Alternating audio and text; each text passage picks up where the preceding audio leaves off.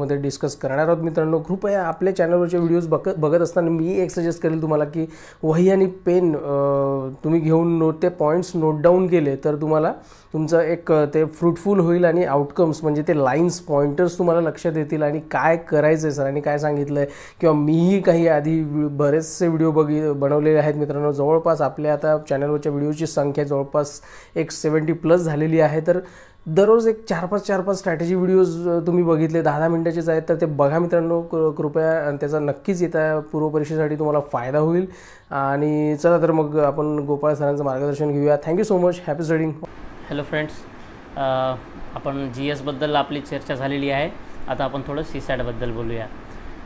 पूर्वपरीक्षा clear करण्यासाठी सर्वात महत्त्वाचं काय आहे तर ते आहे CSAT। ज्याला CSAT सोपं जातं, ज्याला CSATमध्ये आवड आहे तो विद्यार्थी पूर्वपरीक्षा पास होण्याची शक्यता खूप जास्त आहे। म्हणून CSATवरती लक्ष द्या।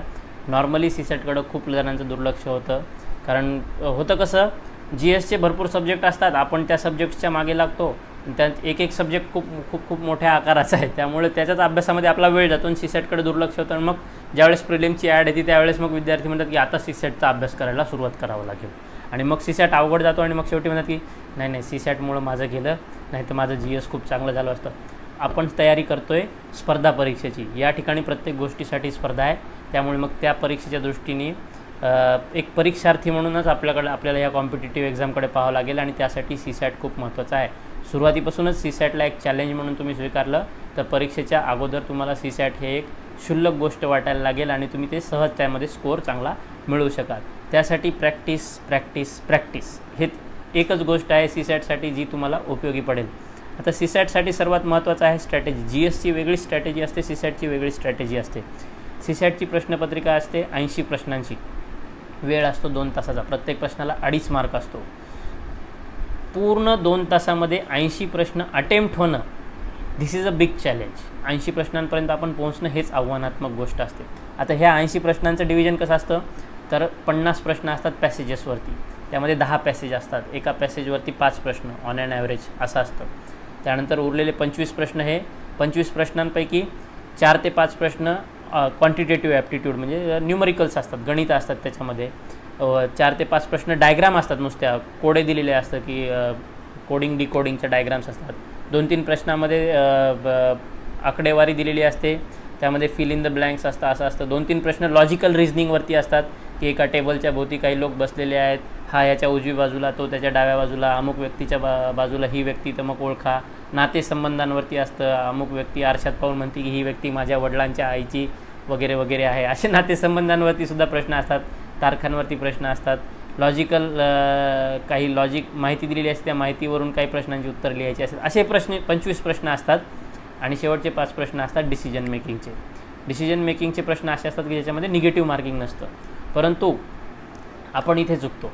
निगेटिव्ह मार्किंग नाही आहे म्हणून डिसिजन मेकिंगचे प्रश्न सोडवायला जातो आणि तो एक प्रश्न अर्धा पेज लिहिलेला असतो, म्हणजे एक प्रश्न तुम्हाला वाचायला जवळपास 2 मिनटं लागतात आणि त्याचं उत्तर लिहायला परत वरचे 30 सेकंद। असे 5 प्रश्न तुम्ही सोडवायला गेले तर 2.5 मिनटं मिळून 10 मिनटं तुमचे जवळपास 12.5 मिनटं तुमचे 5 प्रश्नांसाठी गेले, ज्याच्यामधून तुम्हाला आउटपुट भेटणार आहे 12.5 मार्काचं। तेही आउट ऑफ येईल की नाही सांगता येत नाही। 12.5 पैकी 8-9 असे आपल्याला स्कोर येतो डिसिजन मेकिंग म्हणजे। आउटपुट पाहणं, 12.5 मिनटं देतो आहे, 120 मिनटांपैकी 12.5 मिनटं याच्यासाठी दिले, त्यातून आले 8 मार्क आणि तेच एका पॅसेजला दिले तुम्ही, तर पॅसेज साधारण 8 ते 9 मिनटामध्ये सोडवणं होतो आणि त्या पॅसेजमधून आपल्याला आउटपुट मिळतं आहे जवळपास तेवढंच, म्हणजे 12.5 मार्कांइतकंच, परंतु त्याची शाश्वती जास्त असते करेक्ट येण्याची आणि आउट ऑफ मार्क्स मिळण्याची। त्यामुळं या ठिकाणी बरेच जण काही सांगतील की डिसिजन मेकिंग अगोदर सॉल्व करा, काही जण म्हणतील नंतर सॉल्व करा। मी तर म्हणेन की डिसिजन मेकिंगच्या प्रश्नाचा आकार पहा, तो प्रश्न जर छोटा दिसला तर अगोदर सॉल्व करा, आकाराने मोठा दिसला तर त्या परीक्षा काढणाऱ्यांचा उद्देश तो असतो की ह्यांना गुंतवा, इथे ह्यांचा वेळ घ्या, जेणेकरून ते बाजूच्या ठिकाणी म्हणजे ह्यामध्ये वेळेची सुद्धा एक स्पर्धाच आहे आपली। त्यामुळे आकार पहा, आकार जर लहान असेल तर अगोदर सोडवा, आकार जर मोठा असेल तर शेवटी त्याच्याकडे या। आता सर्वात महत्त्वाचा घटक आहे CSATमध्ये तो म्हणजे पॅसेजेस। 50 प्रश्न असतात, 125 मार्क्स आणि 10 पॅसेजेस असतात ऑन ॲन ॲव्हरेज। ह्याची संख्या बदलू शकते, स्टँडर्ड असं काही नाही, परंतु आत्तापर्यंतच्या प्रश्नपत्रिकांमध्ये ते असंच सापडतं आपल्याला। आता हे जे 10 पॅसेजेस असतात, तर ह्या 10 पॅसेजेसचं सुद्धा तुम्ही जर व्यवस्थित निरीक्षण केलं तर वेगवेगळ्या विषयांमध्ये ते विभागलेले असतात.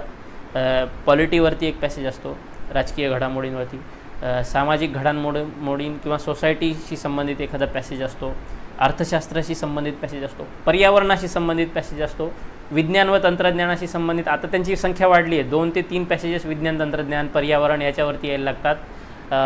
एक पॅसेज मराठीचा असतो, एक पॅसेज इंग्रजीचा असतो आणि एक पॅसेज हा तत्त्वज्ञानावरती असतो. असं हे 7 ते 8 विषय आहेत. या 8 विषयांमध्ये हे 10 पॅसेजेस विभागलेले असतात. एखाद्या विषयाचा पॅसेज रिपीटसुद्धा होऊ शकतो. इतिहासाशी संबंधित गोष्टींवरती सुद्धा एखादा पॅसेज असतो. मग हे पॅसेज सोडवायचे कसे, तर मी म्हणेल की आता ज्यांना चांगली प्रॅक्टिस झालेली आहे त्यांनी सिक्वेन्सनी सॉल्व करायला सुरू केली तरी काही हरकत नाही, कारण एकदा प्रॅक्टिस येऊन गेली की आपण धाड प्रश्नांची उत्तरं लिहू शकतो. परंतु सुरुवातीला तुम्ही पेपर देताय आणि सीसॅटबद्दल कॉन्फिडंट नाही आहात, म्हणजे सीसॅट थोडंसं चॅलेंजिंग वाटतं, तर मग अशा वेळेला मी म्हणेल की एक स्ट्रॅटेजी बनवा. आणि ती स्ट्रॅटेजी म्हणजे मला जर परत प्रिलिम म्हणजे द्यायची असेल आता, तर मी काय करेल, तर मी त्या पॅसेजेसला सरळ डिवाईड करेल की 10 पॅसेज आहेत. 10 पॅसेजमधले जर तुम्ही आत्तापर्यंतच्या, आता हे प्रिव्हियस इयर क्वेश्चनवरून आपण केलेलं ॲनालिसिस आहे, सायन्स टेक, एन्व्हायरमेंट, त्यानंतर पॉलिटी, हे 3 विषयाशी संबंधित जे पॅसेज असतात ते खूप सोपे असतात. त्यामुळे प्रश्नपत्रिका हातात आले की शक्यतो ह्या 3 विषयाचे पॅसेज पहिल्या 30 ते 40 सेकंदामध्ये शोधायला वेळ लागत नाही. पहिली एक ओळ पाहिले की लगेच कळते ह्या पॅसेजचा विषय काय आहे. लगेच तिथे ST, science tech, polity, P असं तो एन्व्हायरमेंट असं लिहून ठेवलं तर लगेच पटकन ते पॅसेज सोडवायचे. सोपे प्रश्न असतात, लगेच उत्तरं सापडतात आणि कमी वेळात जास्त मार्क्स आपल्याला मिळतात. त्यानंतर मग तुम्ही इकॉनॉमिक्सचा पॅसेज घ्या, त्यानंतर मग सोसायटीशी संबंधित गोष्टीचा पॅसेज घ्या आणि सर्वात शेवटी पॅसेज कोणता घ्या, तर जो तत्त्वज्ञानसारखा पॅसेज असतो की ज्यामध्ये अमुक गोष्ट, म्हणजे खूप ते विश्लेषणात्मक असतं, भयानक असतं तो पॅसेज. त्या पॅसेजेसकडे तुम्ही दुर्लक्ष केलं तरी चालेल.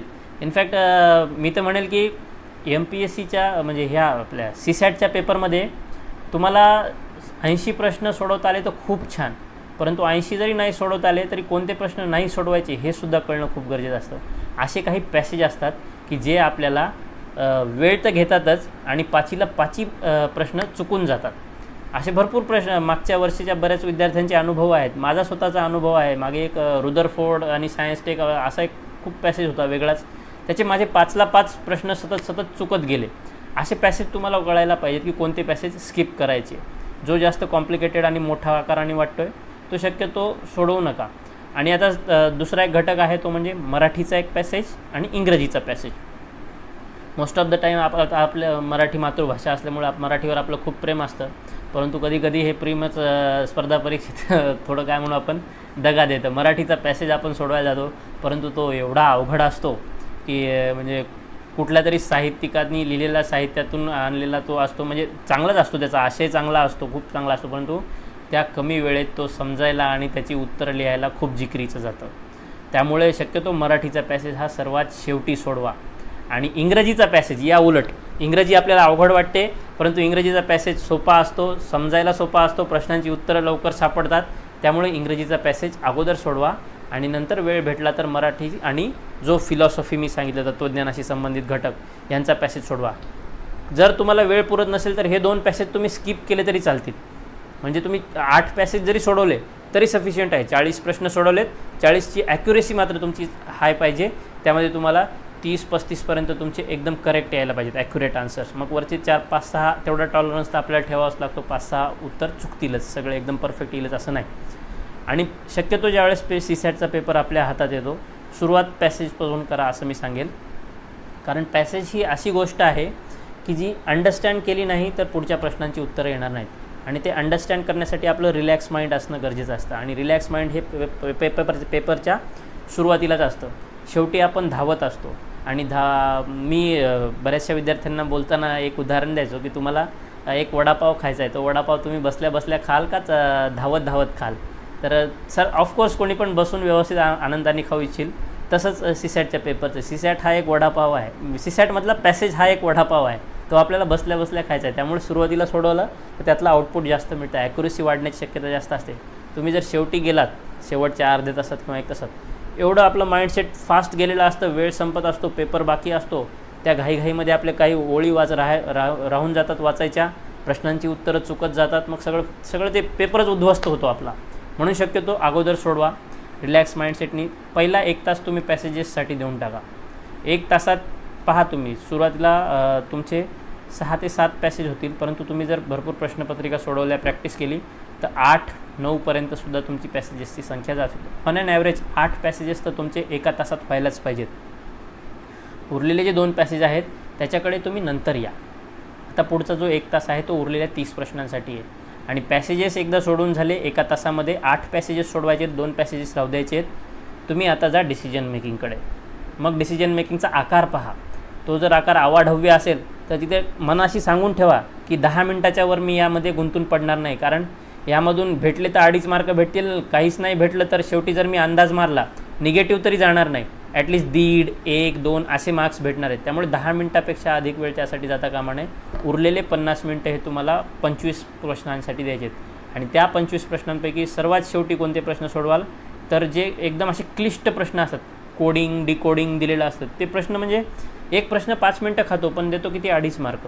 त्यामुळे असे प्रश्न ओळखू यायला पाहिजेत आणि ते ओळखायचे असतील तर त्यासाठी प्रॅक्टिस गरजेची असते. न्यूमरिकल्सला सोडवायला प्राधान्य द्या, कारण आपल्याला आता न्यूमरिकल्ससुद्धा कसं असतं, काही न्यूमरिकल्स पाहिल्या येतात, ऑप्शन टाकून पहा, एलिमिनेट करा. आलं उत्तर तर चांगलं, नाही आलं तर 1 मिनटात 1 किंवा 1.5 मिनटं जास्तीत जास्त एखाद्या न्यूमरिकलला द्या. त्याच्यापेक्षा जास्त आधी टाईम त्यामध्ये गुंतवू नका. बऱ्याच वेळा आपण आपल्या इगोवर घेतो आणि खास करून इंजिनिअरिंगचे विद्यार्थी असतील तर मला कसं काय येत नाही, न्यूमरिकल पाहतो, ह्या न्यूमरिकलला मी सोडवतोच. मग ते अख्खा पेज त्या न्यूमरिकलचं सगळं विश्लेषण केलेलं असतं आणि शेवटी आउटपुट काय भेटतं तर काहीच नाही. शेवटी वाटते मग जाऊ दे आता स्किप करायला पाहिजे. त्यामुळे असं वाटू देऊ नका. न्यूमरिकल्स जमत असतील तर म्हणजे पहिल्या 1-1.5 मिनटात जमत असेल तरच सोडवा, नाही जमलं तर स्किप करा. एक गोष्ट लक्षात ठेवा, आपला जेवढा अभ्यास असतो तेवढाच ॲव्हरेज स्टुडंटचा अभ्यास असतो आणि मॅक्झिमम स्टुडंट्सचा अभ्यास जवळपास सारख्या लेवलला असतो. एखादे प्रश्न जर तुम्हाला खूपच अवघड वाटत असेल तर अशा क्वचितच एखादा विद्यार्थी असतो ज्याला तो प्रश्न येतो, बाकीच्यांनासुद्धा तो येत नसतो. त्यामुळे शेवटी स्पर्धा परीक्षा आहे, हे तत्त्व, हे प्रिन्सिपल आपल्याला समजलं पाहिजे. एक खूपच अवघड प्रश्न आला आहे, तो आपल्याला येत नाही, बाकीच्यांनासुद्धा येत नसतो, असं समजायचं आणि पुढे चालायचं. दुसरे प्रश्न महत्त्वाचं काय आहे, 80ला 80 प्रश्न माझे वाचून झाले पाहिजेत, त्याच्यावर ॲटलिस्ट 30 सेकंद माझा विचार करून झाला पाहिजे. हे आपलं महत्त्वाचं एम पाहिजे सीसॅटमध्ये. सीसॅटमध्ये पहिली स्पर्धा आपली वेळेसोबत आहे, दुसरी स्पर्धा ॲक्युरेसीसोबत आहे आणि तिसरी स्पर्धा आपली इतर स्पर्धकांसोबत आहे. त्यामुळे ह्या गोष्टी लक्षात ठेवा. लॉजिकल रिझनिंगसारखा जो घटक आहे त्यामध्ये सुद्धा 1 मिनटं द्यायचा, 1 मिनटात तो गणित सुटत असेल तर सोडवायचं, नाही तर स्किप, चला पुढे चला पुढे चला पुढे चला, असं करून 80 प्रश्नापर्यंत एकदा पोहोचले की मग तुमच्याकडे जवळपास शेवटचे 15 मिनटं तरी उरतील.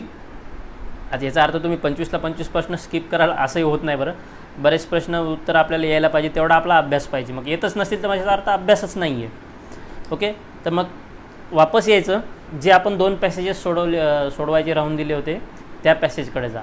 जर एखादं न्यूमरिकल असेल आणि एखादा पॅसेज असेल तर मी म्हणेल पॅसेजकडे जा, कारण पॅसेजमध्ये आउटपुट जास्त तिथे 12.5 मार्क आहेत, न्यूमरिकलमध्ये फक्त 2.5 मार्क आहेत.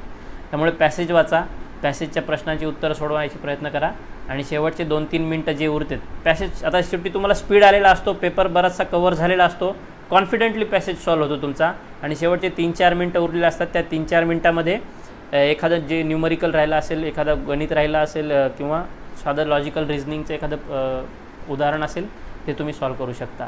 म्हणजे अशा प्रकारे सीसॅट हे पूर्ण आपल्याला काय म्हणू, स्मार्ट गेम आहे. इथे पेपर सोडवताना स्मार्ट गेम करायचा आहे, परंतु पेपरची तयारी करताना आपल्याला हार्डवर्क करायचं आहे.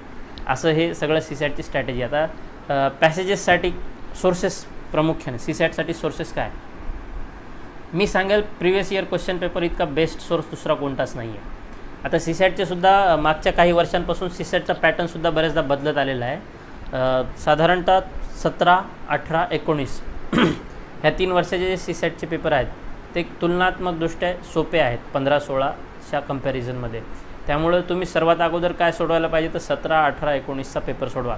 17चा सीसॅटचा पेपर सोडवा, ॲनालिसिस वेळ लावून सोडवायचा. हा तर म्हणजे सीसॅट सोडवायला बसलो म्हणजे 3 तास सीसॅटच सोडवतो आहे असं नाही करायचं. 2 तासाच्या दरम्यानच मला तो सीसॅटचा पेपर सोडवायचा आहे. मी जे तुम्हाला गोष्टी सांगितल्या त्या गोष्टी लक्षात ठेवून, ती स्ट्रॅटेजी लक्षात ठेवून तुम्ही तुमची स्वतःची स्ट्रॅटेजीसुद्धा बनवू शकता. असं नाही की माझीच ऐकली पाहिजे.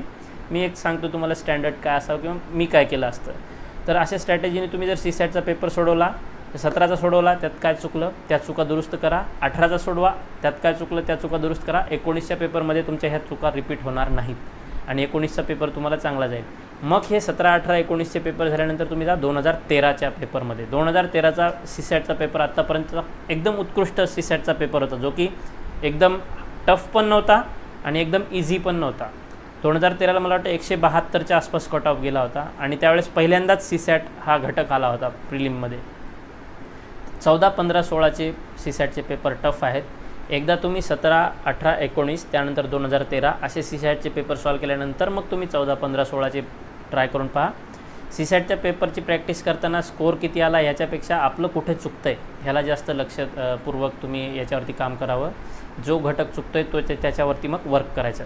आता पॅसेजेसची उत्तरं येत नाहीत, मग काय करायचं? प्रॅक्टिसशिवाय दुसरं काय पर्याय नाही. व्यवस्थित वाचन करायचं आणि बरेचसे विद्यार्थी चूक करत वाचताना असं त्याच्यावर बोट ठेवणे, पेन ठेवणे अशा गोष्टी करतात. यामुळे तुमचा रीडिंगचा स्पीड कमी होतो. कॉम्प्रिहेन्शन म्हणजे ते जे ग्रास्प व्हायला पाहिजे ते कमी होतं. ती सवय शक्यतो मोडा आणि असं पहिल्या समोर धरून असं आपल्याला वाचता येतं का पहा. त्यामुळे स्पीडसुद्धा वाढतो, ग्रास्पिंग पॉवर वाढतं आणि खालचे प्रश्न अंडरस्टँडिंगला सोपे जातात. बरेचसे जण काय करतात की अगोदर प्रश्न वाचतात मग पॅसेजकडे जातात. मी असं करणार नाही आणि असं करायला कोणाला सांगणार नाही. ज्यांना जमतं त्यांनी करावं, पण मी सांगेल की अगोदर पॅसेजेस वाचा आणि मगच प्रश्नाकडे जा. त्याशिवाय तुम्हाला कळणारच नाही त्या प्रश्नामध्ये किंवा पॅसेजमध्ये काय आहे ते. अशा पद्धतीनं झालं तर पॅसेजसाठी प्रॅक्टिस करण्यासाठी सुरुवातीला आयोगाचे क्वेश्चन पेपर, त्यानंतर आयडिया घेतली तर कोणत्याही एका आता आपल्याला प्रॅक्टिससाठी प्रायव्हेट क्लासेसचे क्वेश्चन पेपर घेणं आता गरजेचं आहे. मग त्यावेळेस मी सांगेल कोणत्याही एका क्लासेसच्या क्वेश्चन पेपरवरती डिपेंड राहू नका. मी तुम्हाला सांगितलं मिनिमम 2 सोर्सेस पाहिजेत, मॅक्झिमम 3. परंतु सीसॅट असा घटक आहे की जिथे तुम्ही प्रत्येक क्लासचे 2-2, 3-3 प्रश्नपत्रिका घेऊन या. प्रत्येक प्रश्नपत्रिका सोडवायची, प्रत्येक क्लासची असे 2-2 सोडवले तुम्ही सगळ्या जवळपास मिनिमम 15 तुमच्या इतर प्रश्नपत्रिका सोडून झाल्या पाहिजे 2 तासाचा वेळ लावून. आणि आयोगाच्या उरलेल्या 7-8 ज्या काही आयोगाच्या प्रश्नपत्रिका असतील तेवढ्या, म्हणजे अशा जवळपास तुमचे 20-23पर्यंत संख्या जाते. एकदम कॉन्फिडंटली तुम्ही पूर्वपरीक्षेला जाऊ शकता. आतासुद्धा 2 महिन्याचा कालावधी आहे. प्रत्येक 3 दिवसाला किंवा प्रत्येक 4 दिवसाला तुम्ही एक सीसॅटचा पेपर सोडवायलाच पाहिजे असं मी म्हणेन. सीसॅटकडं खूप दुर्लक्ष करतो आपण आणि तो खूप महत्त्वाचा घटक आहे. ज्यांना अवघड जातं त्यांनीसुद्धा प्रॅक्टिस केल्याशिवाय येणारच नाही. आता मग या ठिकाणी तुम्हाला बरेचसे काही घटक आहेत की जे प्रॅक्टिसद्वारे येत नाहीत. जसं न्यूमरिकल्स आहे, प्रॅक्टिस करण्यासाठी अगोदर कुठून तरी गेन करावं लागेल, नॉलेज गेन करावं लागेल ना. तर त्यासाठी R.S. अग्रवालचं पुस्तक हे खूप चांगलं आहे. म्हणजे R.S. Agarwal is the standard आणि त्याच्यावर आधारित बाकीची पुस्तकं मग बनवल्या गेलेली आहेत. त्यामुळे R.S. अग्रवालचं क्वांटिटेटिव्ह ॲप्टिट्यूडचं पुस्तक आहे. R.S. अग्रवालचंच लॉजिकल रिझनिंगचं सुद्धा पुस्तक आहे. हे पुस्तकं तुम्ही वापरा. ते खूप स्टँडर्ड बुक्स आहेत, त्यामध्ये शक्यतो चुका नाहीच सापडत आपल्याला आणि त्याच्यासारखं सीसॅटसाठी दुसरा कोणता सोर्स नाही आहे. आता त्याचा आकार खूप मोठा आहे, कंटेंटसुद्धा खूप मोठा आहे. तर मी म्हणेल मग आता हार्डवर्क इथे करायचं की एवढं चॅलेंज आपल्याला स्वीकारायचं की मी हे पुस्तकसुद्धा करेल, यातले न्यूमरिकलसुद्धा करेल. त्यानंतर मला वाटतं अजून एक मराठीमध्ये सीसॅटचं आहे, परंतु मी वापरलेलं नसल्यामुळे मग त्या पुस्तकाबद्दलचे त्यातलं कंटेंट वगैरे या गोष्टीबद्दल मला माहिती नाही, म्हणून मी असं शक्यतो म्हणजे असं जे वापरलं त्याच गोष्टी त्या गोष्टीबद्दल ठामपणे सांगू शकेल. बरेचसे इतरचे विद्यार्थी असतील ते म्हणजे त्यांनी वापरला असेल, त्यांनी रिकमेंड केलं तर इतर पुस्तकंसुद्धा तुम्ही सीसॅटचे वापरा.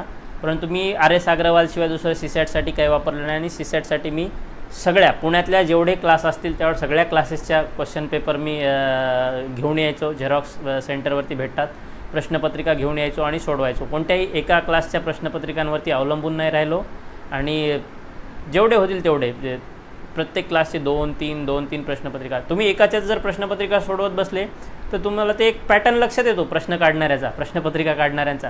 कारण शेवटी काढणाऱ्यालासुद्धा एवढे मोठे प्रश्न काढायचे असतात की ते एखादं लॉजिक लावून देते की असा प्रश्न काढायचा. त्यामुळे ते आपलं प्रोडक्टिव्हिटी कमी होते. त्यामुळे म्हणजे आपल्याला एका क्लासच्या सीसॅटच्या पेपरमध्ये एकदम 130-140पर्यंत स्कोअर जातो, दुसऱ्या क्लासच्या सीसॅटच्या पेपरमध्ये एकदम 80-70 इथपर्यंत आपला स्कोअर येतो.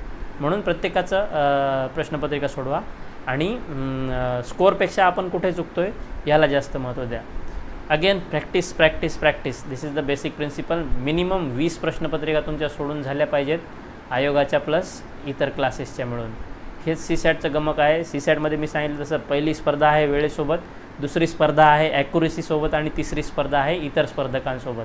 त्यामुळे स्मार्ट वर्क करा पेपरच्या वेळेस, पेपरच्या अगोदर हार्डवर्क करा आणि 80च्या 80 प्रश्न सोडवणं आपल्याकडून सुद्धा आयोगाला अपेक्षित नाही आहे.